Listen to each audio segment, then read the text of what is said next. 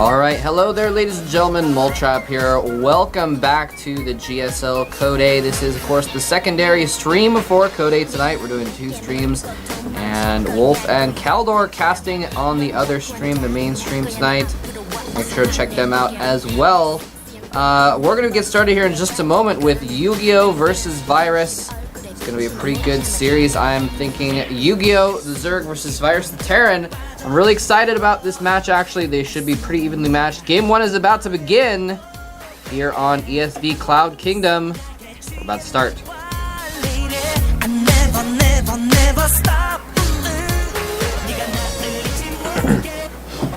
Alright, and down here at the bottom left-hand corner of the map from the team Startail is none other than Virus. And up here at the top right of the map, our Zerg player joined the team Slayers not that long ago. It is YugiOh. And yeah, this should be an interesting series, I'm expecting. Both these guys are, well, they're both players that have kind of proven themselves, but still have some proving left to do, I guess, if that makes any sense. Virus, of course, has had his moment in the sun. Previously, he actually was in Code S for a couple seasons, back in August, and of course in October he advanced to the round of 16 by defeating Huck twice, I remember.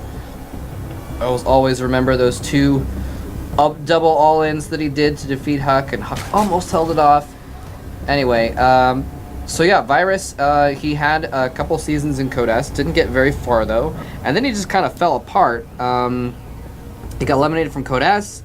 Then he, in November, and he dropped down to Code A and immediately lost to Boxer in Code A. Actually, that was the season that Boxer did very well, GSL November. And then immediately afterwards, just didn't do very well at all. He dropped down to Code A. The up and down matches were very, very bad for him, so he got down to Code A again. And that's this season. Now, this season, he beat Cezanne, actually another Zerg player, in the first round. So there is that going for him. So Virus has beaten the Zerg recently, and he's put his barracks out in the open here. It may be to go ahead and lift it up so he can see this high ground. Not really high ground, but this area above this ridge, so he can kill this Overlord when it goes to that location. That might be why he put that barracks there. In fact, I'm fairly certain that's why, now that I look at it. Anyway, it looks like we did have a spawning pool first for YugiOh, by the way. And that's going to help him out. He's going to get some Zerglings out very quickly. 6 are already on the way. They're not going to be in time to help this poor Overlord, though. And look at this. He actually, I don't know if he saw it or realized what was going on, but he knew that something was coming for that Overlord. And he decided to run his Overlord the opposite direction instead of going for that high ground. Didn't drone scout either, so I'm not sure what was up with that. But the Marine goes after the Overlord, but because he scouts that the pool's already up and there's already Zerglings in play, he knows that this Marine, now 2 Marines, are in a little bit of danger, and actually just runs them back away, lands that barracks again so he can produce more. Actually, I don't think he ever lifted it, but lands the barracks, keeps the barracks landed so he can make more Marines, since he knows these Zerglings are a little bit of a threat. Having to micro back a little bit here from these Zerglings, and it's 4 on 2, sending the SCVs in to do a little bit of shoulder checking there and blocking those Zerglings out, and nicely done. Kills almost all of the Zerglings, only losing a single Marine, and this Marine is actually still at almost full health. So, nicely done. And now, with that pressure, YugiOh feels like it's safe to move this Overlord in here. But guess what? The barracks is still there, YugiOh. And he's going to lose this Overlord as a result. A little bit sloppy there, sending that Overlord back in after it had been safe. 11-5-1, and dead hit points for that Overlord. And yeah, I mean, it was really cute going setting in those Zerglings to kind of fend off the Marines from the Overlord, saved the Overlord the first time, but then decided to send the Overlord in anyway. Not expecting him, I guess, to... maybe he just didn't expect that barracks to be there and spotting that Overlord coming back in. I don't know. Anyway, but nicely done there. Now, the Overlord was not killed too early on, so it didn't really hurt him a lot. If that Overlord gets killed when you're at like 18 or 20 supply, then and you get supply blocked at that stage as a Zerg player, it could be really, really damaging to your economy and to your overall game plan, but it didn't hurt too much. And we do, of course, see that Virus is able to produce his second command center at the expansion location, so he's actually doing a really good He's in really good shape, and he's followed up with the reactor on his barracks. He's going to switch that over to this factory as well, and producing even more racks here. So he's going to get some reactor Hellions out, it looks like, and then probably going to, I expect, get tech labs on it. Well, at least one of the barracks, and start getting upgrades for his Marines going into bio play. And so that's going to be pretty good. I like how YugiOh has these queens kind of out in front. He's got an extra queen at his natural, and he's actually going to do double creep tumors and skip an inject on that one. Actually, no, that's both of his queens. He doesn't have an extra queen at all. What is going on here? YugiOh made 2 gases. Okay, well, it must have just been because he scouted the expansion or something like that. He decided not to mine off it or something, but he made 2 extractors and wasn't mining from that at all, or maybe he just hadn't started mining from them yet. That may have been what I just happened to look at the moment where he hadn't sent the drones over yet and they just completed. But anyway, he's getting a 3rd as well, so he's basically, YugiOh is saying, alright, well, you know what, he is expanded, he's not going to be attacking me anytime soon, he's just powering up, so I'm going to go ahead and power up myself and go ahead and take an extra expansion of my own. Yeah, so, and then just real quick to talk about YugiOh for a moment here. His play versus Terran. Both these players are actually playing not their best matchup. They both got, I think, less than 50% win rate in this matchup. YugiOh versus Terran and Virus versus Zerg. But YugiOh is actually coming off of a win in Code A as well against another Terran. He actually beat Sculp a couple weeks ago, although I casted that series and Sculp did very well in the team league just that week, so I don't want to take anything away from him. He may have had an off day, but he played really badly in his series versus YugiOh. He made a lot of mistakes, and so anyway, so YugiOh's going to have a much tougher opponent here with Virus, who is not top of the line Terran, but is definitely very, very solid. Taking those watchtowers there. Zerglings now roaming out on the map. Hellions want some Zergling blood. They're going to get a couple for free, and Zerglings make their way around the map. They're just going to try and scout extra locations for 3rds, and also maybe do some harassment. If the Terran army moves out, he'll be able to run in there and kill some SCVs or reinforcements or what have you. And there he scouts that wall, and he's going to continue poking around. Oh, he's going to get in. He does get in with those Zerglings, and immediately gets right back out again. A little bit interesting there. I'm not sure what he was hoping to accomplish. Maybe he only thought there was Marines in that bunker, and so he was hoping to run by and get some scouting information. Not sure exactly what the situation was there. Anyway, he's starting to morph some Banelings here. Very nice. A lot of Harvesters on the map for a Zerg player YugiOh. He's got 59 drones. Could probably use a few more, but he's not mining gas yet at his 2nd and his 3rd. So, given his gas count with just these 2 gas, that's a reasonable amount of drones for mining pretty efficiently at all of his minerals. And here we see a push moving out, though, from Virus. He's pushing in. Stim is just completed. He sends the Hellions in. He needs to be careful. That Spine Crawler stims in some Marines and goes after the Spine Crawler. Here come the Banelings, though. He's going to have to run away. No, he doesn't split his Hellions at all. All the Hellions go down to Banelings, and now it's just the Marines, though. Any more Banelings could do a lot of damage to those Marines. One lands! Oh, no splitting at all from Virus. And the Baneling hit lands and completely destroys 2/3 of that Marine army, leaving Virus with almost nothing. Well, that was exactly the kind of mistake that lost Sculp his games against YugiOh last a couple weeks ago. He is going to have to play a lot better than that if he's going to defeat YugiOh here. YugiOh with a raging economy right now. 54 drones. Now, of course, he could afford to get some more, and he's just making a lot of Banelings right now, deciding to make more units. And at this point, does he only have 2 drones? Yeah, he only has 2 drones on that extractor. It's kind of funny. Anyway, he's going to be able to do a little bit of harassment with this small Marine force here, but it's going to get shut down before too long. Yeah, he has to go ahead and scrum. Oh, the medevac might die. He's going to drop a couple Marines out to save the medevac. 6 hit points on that medevac. The Queen goes down, but the Banelings take out the Marines, and that one last Marine almost dead. With the medevac that's almost dead, it's going to do a little bit more damage to these drones. It's going to pick off a couple drones, actually. Yep, he gets a drone, and he's going to get one more. Target fires down the second one, so not too bad. Making the best of a bad situation there with losing that whole army. At least gets a few drones out of the deal. And we do see that Virus is trying to get his 3rd base up. He's produced another army here, but they're about even in supply at this point. And actually, I mean, let's go back to the income tab. Okay, he has made some more drones, but we've seen a lot of SCV production. Virus has been pretty consistently making SCVs out of his 2, now 3 command centers. And as a result, his SCV count is actually almost tied with the Zerg's drone count, which is very impressive. It means his economy is going to be going very well, and actually he's going to have a better economy because with the mule drops, he is going to be able to get a lot more minerals in there as well. So very nicely played here by Riot. He's doing extremely well, considering the fact that he didn't do any damage with that, with any of his attacks actually. He just kind of stood there and let Banelings kill his Hellions, and then after that happens, he stood there and let a Baneling kill all of his Marines. He's got a planetary over here, so I mean, this is the advantage of Terran, is that even if they lose their army, they can turtle up very well and try and go for a longer game, get that army macroed up. So as a result, because YugiOh knows that he has to turtle, YugiOh's trying to get this 4th base up here at the left side, top left as well. I mean, that's basically how you play StarCraft, is if you can't kill them, then well, hold that thought. He's going to go ahead. Nope.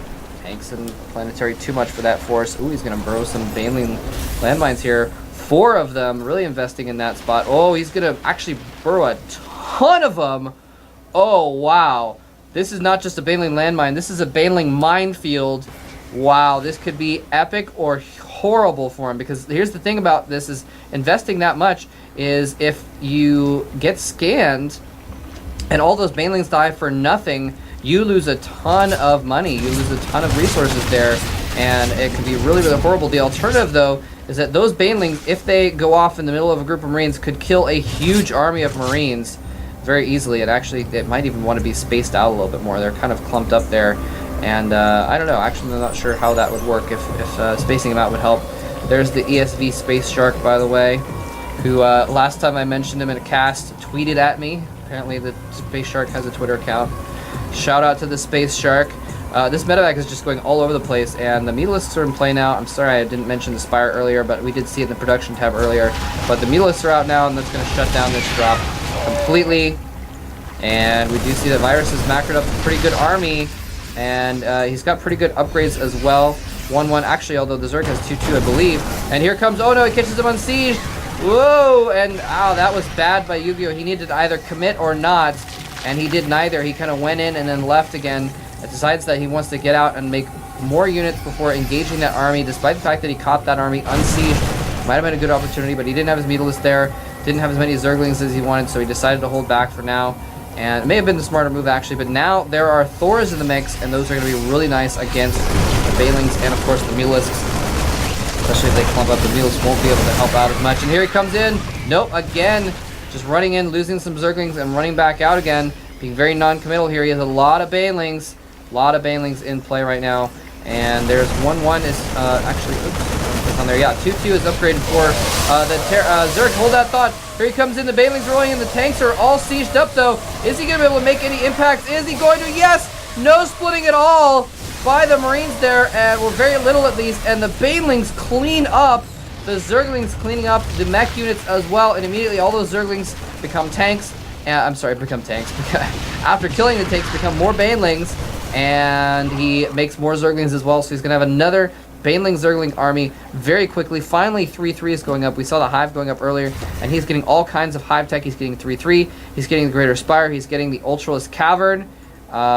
He's getting everything, basically. I would love to see Adrenal Glands as well. That would be a really cool move. And in the meantime, he's taking a 5th base down here as well. Things looking so good for YugiOh right now, and it really just comes down to the fact, and we never really saw what happened down here. He may have unburrowed those Banelings and used them to join the battle earlier. I think that's probably what happened with most of this. He left 2 of them and took the rest back for that battle, but he's setting up for... Oh, that was a little silly. Looks like he might be setting up for an attack here. Nope, he's going to fall back because he sees this army moving out. He wants to defend this first. He's got the advantage in a longer game, so as long as he can trade his army for the Terran army, he's going to have the advantage. I'm talking about YugiOh, of course, and YugiOh is going to go in for a little bit of a drop here, try and do some harassment. Spinecrawler is being built to just counter this, but it's not going to be up in time. Beautiful position back here with the Marines in the back of those minerals where not many Zerglings can attack them. And this is actually looking really bad. The Queen's going to have to come in here. He's killing off lots of drones. Get the Spinecrawler. Yes, he gets the Spinecrawler there. And Zerglings are just funneling into their doom, but finally with the Banelings there, he's going to be forced to retreat temporarily. Redrops up at the top again. And he's also moving in the rest of his forces here, slowly pushing it in. Tries to go in while he's unsieged. The Banelings and Zerglings roll in.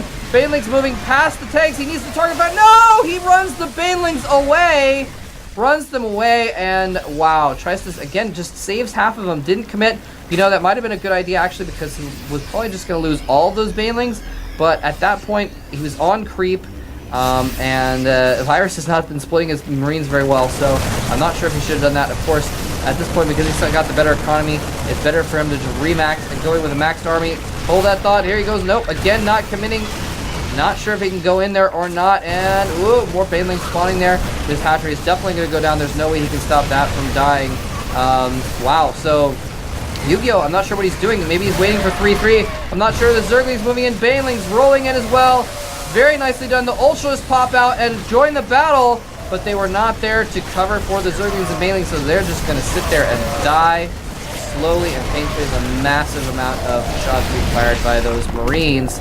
And maybe, I mean, if you're going to wait that long, maybe you should have waited for 3-3 on his units. But he now has 3-3, in fact, has 5-3 Ultralisks, 5 armor on those Ultras, which there's now +3 weapons on the Marines, but that still means that the Ultras are going to be cutting out 2 damage from every shot of those Marines, which is going to be really nice for soaking up that Marine fire. But it has to be in conjunction with other units that can actually kill the Marines, like Banelings. And he's going in here, is trying to stop that third base. Is not going to be able to pull off. Whoa, huge Marine ball. Oh! A couple Banelings land on the front line there. He could not stem away fast enough. Speed Bane's on creep. Again, another huge Baneling hit. He is just not able to dodge this at all. This is horrible. Not even horrible splitting. A complete lack of splitting by Virus is losing him this game right now. Random Viking running around in the middle of the map, by the way. Not doing much of anything. A couple of those random Vikings. And, yeah, Virus is just, I mean, every time he has an advantage, he throws it away by not doing anything about those Banelings. The only thing he's doing is, just depending on tanks, he's not splitting at all. And it's costing him a lot. He's going to have 3-3 very soon. So there's a window of opportunity here where the Zerg is maxed. I feel like YugiOh should go in right now and try and take out this third position. There's only, well, actually there's 5 tanks there in the planetary, so that might be difficult after all. Much better for him actually to wait. I was thinking he might want to go in before the Terran got 3-3, but in fact it's just better to wait until he can engage in the open field. It's going to be more profitable for the Zerg. And that's exactly what he's doing. He's trying to bait him in. Oh, the Zerglings trying to get a surround on the Marines. Oh, Banelings being targeted down by the tanks. The Zerglings going after the Marines aren't killing the tanks, but finally the tanks go down. The Banelings destroy everything. Again, a complete lack of splitting by Virus means that the Zerglings can clean up, and the Ultras, so good at killing planetaries, are going to polish that off. All the SCVs will die as well to the, I forget what it's called actually, the function where the Ultralists are able to hit multiple units in front of them, and wow, that is just really, really bad. And now the Terran has so much trouble. 3 bases only. One of them is completely mined out, save these couple little patches. His natural is almost mined out. His third is all he has. He's floating his main orbital out to try and take another base, but right now he's barely mining. If we look in the income tab, 90 harvesters, getting 2,300 minerals per minute for a Zerg player. And these random Vikings are just doing all of nothing. Just keep getting fungled and killed by corruptors and what have you. And we haven't actually seen any Broodlords yet. We see 8 Spine Crawlers going down right now, and that may be to clear up supply for some Broodlords. But instead, he makes more Zerglings and an Ultralist to round out his army. Very interesting. I'm surprised he's not getting any Broodlords, because it'd be awesome to mix in. Wow, little Zergling counterattack, easily getting a tank. Virus is falling apart here. He's got nothing, no answer for this. And oh, look at this couple infestors sharking about, as Great Torpor put it. He's going to drop some infested Terrans on the high ground. Yes, he is. Try and kill off a couple SCVs there. Just be annoying. Might as well. Has to scan there. I'm not sure why he scanned, actually. He could have just seen the high ground with the medevacs. Anyway, and he actually, no, he didn't. Well, I'm not sure if he saw the infestors. Anyway, yeah, random Vikings going around, almost dead, killing off a couple overlords here and there, but it's not going to make a bit of difference. Here comes the Zerg's main assault, trying to finally finish off Virus. Does he have the cure for this Terran? It looks like he does. Ultras and Banelings charging in the middle here. Doesn't even bother with those depots. He's just going to force his way up the ramp. A nice little force on the top, but the depot goes down. Huge number of Banelings force their way in. He's trying to save the Banelings just using Zerglings, and ends up using the Banelings on reactors and what have you. Anyway, this is just so disgusting. He's got so many units that he's just running banelings around. He's got nothing to do with them. He's going to try and take out some depots here. Nice mass depot killage by running those banelings into the middle of them before detonating them. And here comes the last army of Virus coming back into the main to try and clean up this force.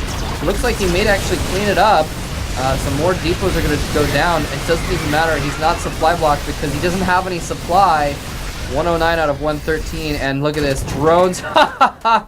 Not even bothering to build spines anymore. Drones suiciding in, trying to kill off SCVs with their lives. The SCVs forced to run from the drones. That is hilarious.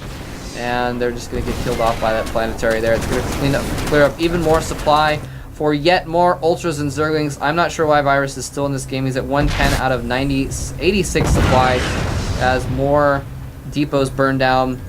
One final assault from Virus looks like he's going to bring out here.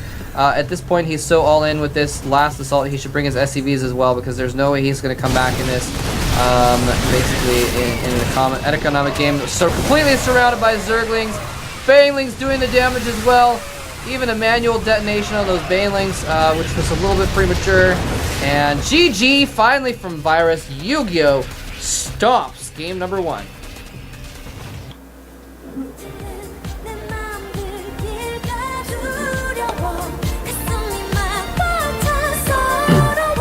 Alright, well, there you have it, ladies and gentlemen. Virus playing a pretty solid macro game, but you know, you can't just macro in this level of play. Macro alone will get you very far, get you many places in many tournaments, but not at this level.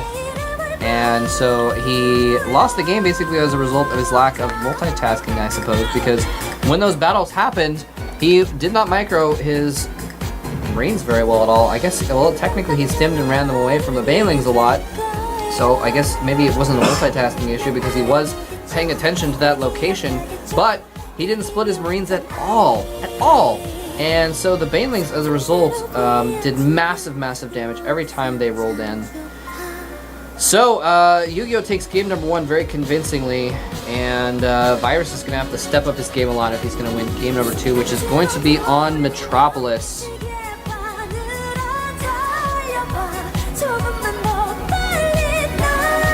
And both players are getting ready here. It looks like Virus is ready to go.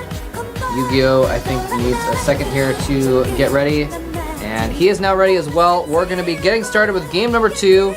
Yu-Gi-Oh! Versus Virus, Zerg versus Terran here in the Code A. This is the round of 36, which is round 2 of Code A. This is the second round, which means that both these players have already defeated one player to get into this position, trying to fight for a spot in the third round where they can win a spot in Code S.